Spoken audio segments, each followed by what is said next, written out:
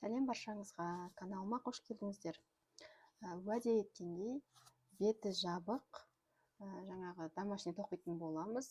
Әрине ол өткен жолы мен беті жабық домашнийді трикотажный жіптен тоқып көрсеткен болатын. Бұл жолы мындай иран жібімен тоқитын боламыз. Ең алдымен бізге табан керек болады, әрине. Табан менде 38-39 размер. Мынау простой табан, ондай керемет табан емес. Одан кейін екінші нөмірлі крючок керек болады бізге. Біз өткен жолы үшінші нөмірлі, қателеспесем, крючокпен тоқыдық.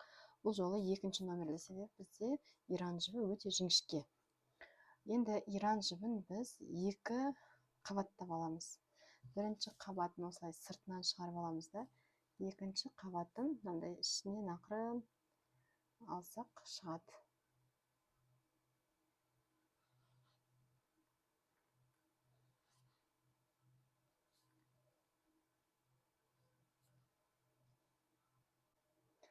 Олай болса бастаймыз. 1, 2, 3, 4, 5, 6-шыдан іліп кіргіземін де, екі қабатталған жібімді іліп шығарамын.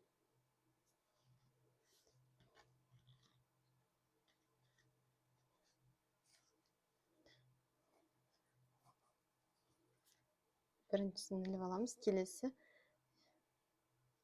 екіншісінен бастап бір петлядан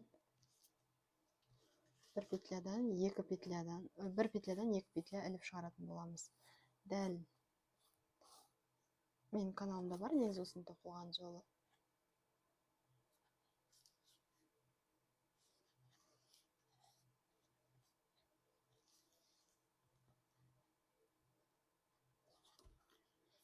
Осылайынан қатардың соңына дейін іліп шығаратын боламыз. Яғни қатардың соңы бізде мына келесі ретте осыған қарама қарсы бетке дейін тоқитын боламыз.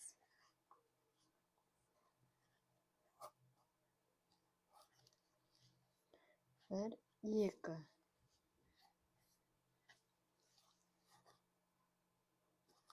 Келесіден де бір,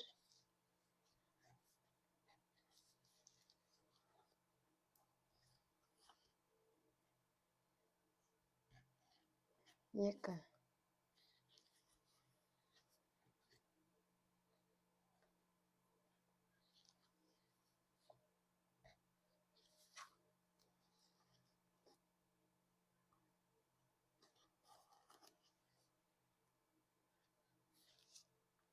Bir,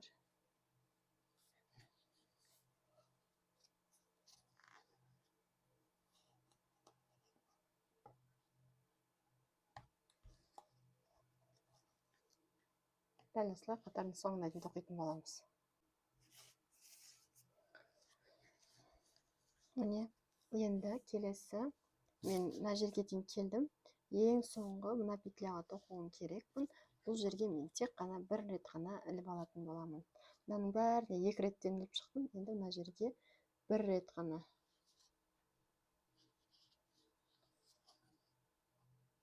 Бір рет қана тоқып аламын. Енді келесі бір, екі.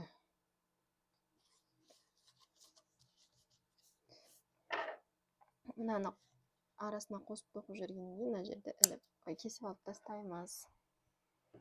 Келесі ары қарай кеттік. Енді бір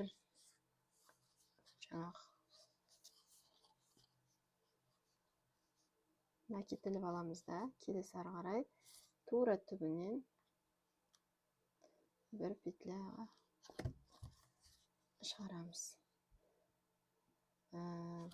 Бұл жерде біз полустолбик тоқимыз. Келесі екіншісіне, келесіге тағы да солай.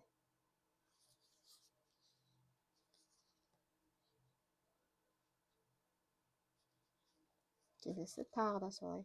Яғни қатардың мына жаққа дейін дәл солай айналдырып тоқып шығамыз. Әрбір петляға бір полустолбиктан.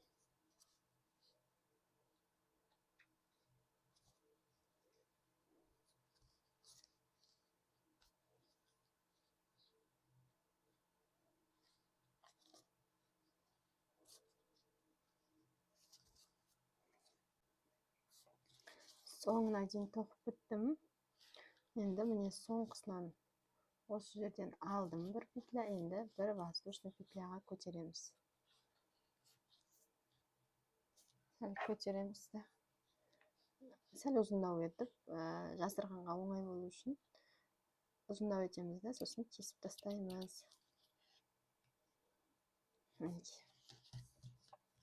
Осылай шығады. Енді біз мынаның дәл ортасын табамыз, мына жердің. Дәл ортасы. Мысалға біз санайтын болсақ,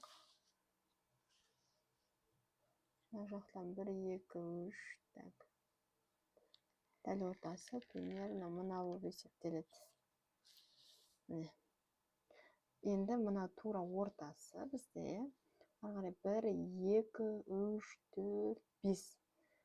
Бесіншіден іліп аламыз да.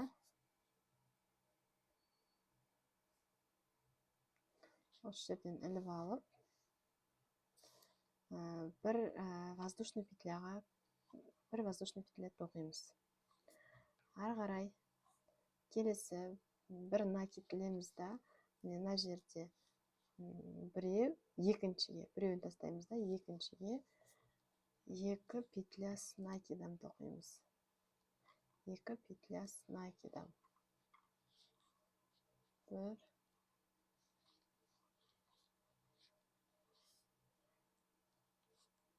2.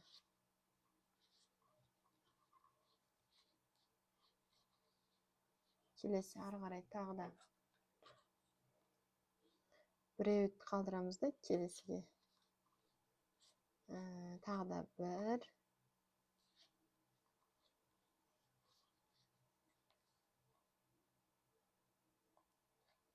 1, 2.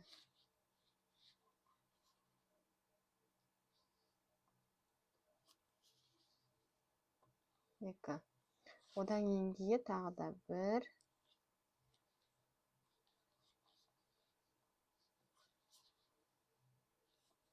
2.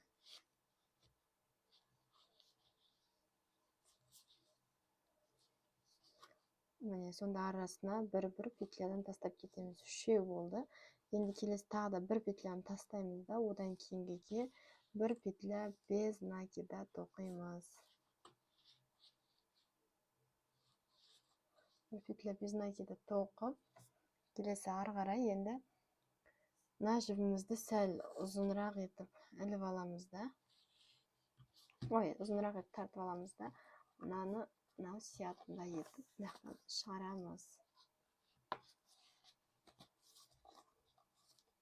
Осылай шығарып, мынаны ақырын тартамыз бүйтіп. Сол кезде мына бізде байланады.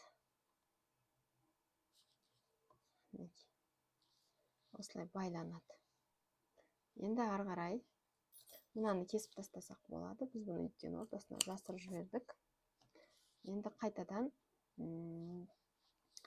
мына жақтан бір петля болса, бір петля, екі петля болса, екі петлядан қалдырамыз. Мен екі петля қалдырам, бір, екі петля қалдырамыз да, үшіншісінен бастап тоқи береміз. Үшінен бастап. Осылай қарай, мынау бүйтіп қатты қыспайтында етіп, бүйтіп іліп аламыз да. Бір петля без накида тоқып, ары қарай дәл жаңағында етіп, бір жаңағы петля с накидом іліп алып, мына біздің ең бірінші іліп алған жеріміз, осы жерден 2 петля с накидом тоқимыз. 1, 2.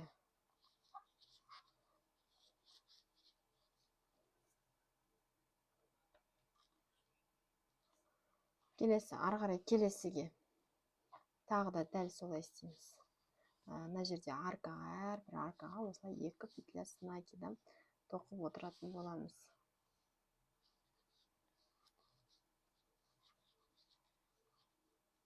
Келесі.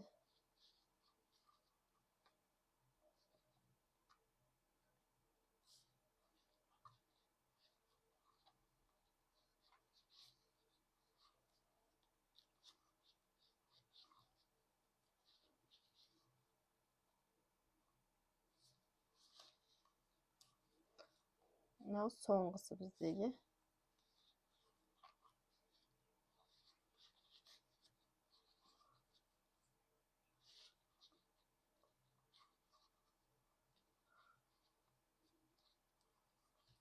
келесі ары қарай енді біз жаңа аяқтан 2 петля тастадық қой, енді мына жердегі тағы да 2 петляны не аламыз да бүйтіп іліп шығарамыз. Сосын ешқандай да петля с накидом тоқымаймыз, без накида тоқымаймыз, жай ғана осылайдан іліп шығарып, ұзынырақ етіп, тағы да бір айналдырып аламыз.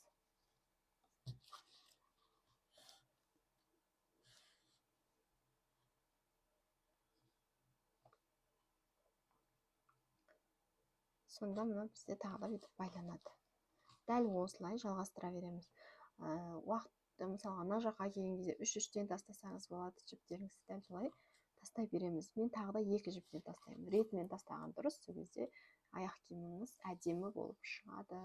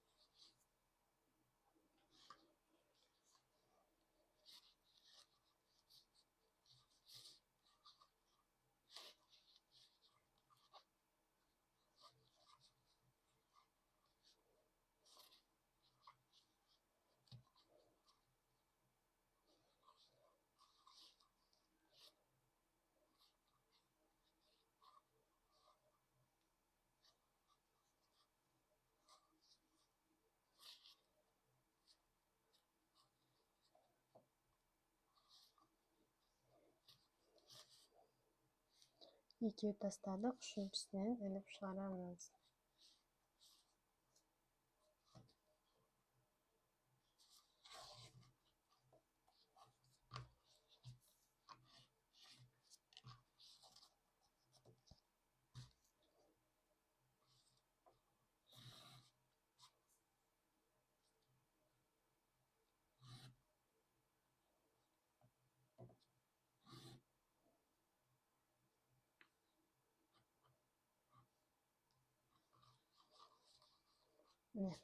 Дәл осылай жалғастырып кете береміз. Мінекей мен соңғы рет тоқып болдым. Енді мына жерден бастап соңғы петлядан бір рет іліп аламыз да.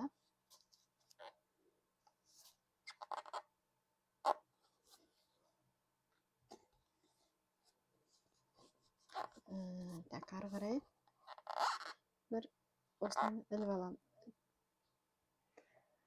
Бір петляға іліп аламыз да, енді мына жерден шетінен бастап соединительный петлямен соңына дейін апарамыз.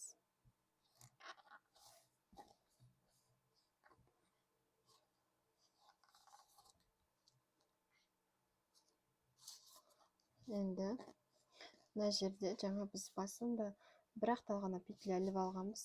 Енді осы жерден тағы да бір петля шығарамыз да, бір воздушный петляға көтеріп, мынаны бүйтіп айналдырамыз жұмысымызды. Сосын енді әрбір петляға мына жерден әрбір петляға бір петля без накидадан тоқып шығамыз қатардың соңына дейін.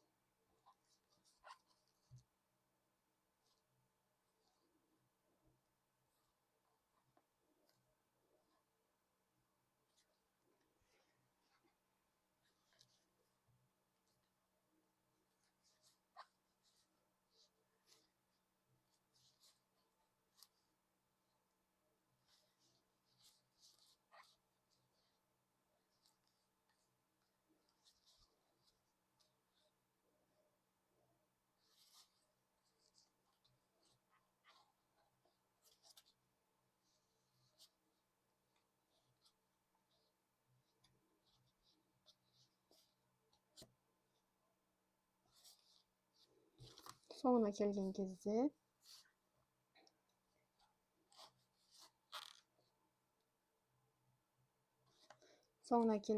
міне мына жерде біз бағана басында бір ғана петля іліп алғанбыз. Осы жерден тағы да бір петляны іліп шығарамыз да бір петля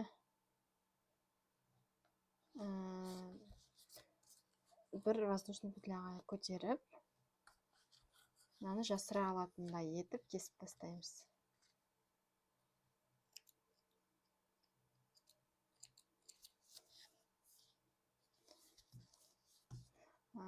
Бір жаман жері бұл петляның бұл жіптің мынау кішкене мұзылып қалады, мұзылып тұрады. Өзінің формасын ұстай алмайды. Сәл уақыт өткеннен мынау созылады екен. Негізінде бір қатар без накида тоқып бітеміз. Одан кейін бір қатар полстолбикпен тоқып, үстінен тағы да бір қатар без накида тоқылу керек болған.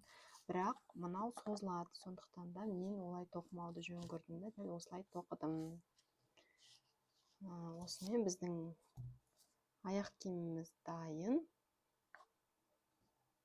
Енді екіншісін тоқитын боламыз. Мына қалған жіптерді осылайынан арасынан жасырып жібереміз. Мына жасырылған жіп, сондықтан да мынаны кесіп тастаймыз. Енді келесі екінші парасын дәл осындай етіп тоқып шығамыз. Міне, сонымен екеуі де дайын. Егер видео сіздерге ұнаған болса, лайк басып каналыма тіркелуді ұмытпаңыздар.